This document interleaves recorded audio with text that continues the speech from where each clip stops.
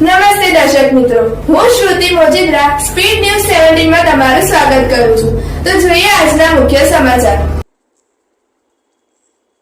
અમરેલી જિલ્લાના જાફરાબાદ પોલીસ સ્ટેશનમાં શાંતિ સમિતિની મીટિંગ યોજાઈ.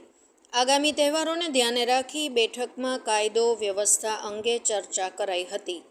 જાફરાબાદ ટાઉન પોલીસ સ્ટેશનમાં એએસપી વલય વૈદ્ય સાહેબની અધ્યક્ષતામાં શાંતિ સમિતિની મીટિંગ રાખવામાં આવી હતી.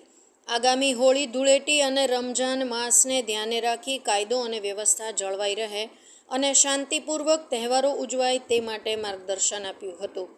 જાફરાબાદમાં ટાઉન પોલીસ સ્ટેશનના પીઆઈ જે.એમ. ભાચકન સાહેબ તેમજ જાફરાબાદ મરીન પોલીસ સ્ટેશનના પોલીસ ઇન્સ્પેક્ટર ડી.એસ. ઈશરાણી તેમજ પોલીસ સ્ટાફ ફોર્સ દ્વારા બજારમાં પેટ્રોલિંગ કરાયું હતું. આ મિટિંગમાં વિશ્વ હિન્દુ પરિષદ, બજરંગ દળ, મુસ્લિમ સમાજ તેમજ ઇતર સમાજ તેમજ વેપારી આગેવાનો, તમામ સમાજના આગેવાનો હાજર રહ્યા હતા. રિપોર્ટર મુકેશ ડાભી, જાફરાબાદ.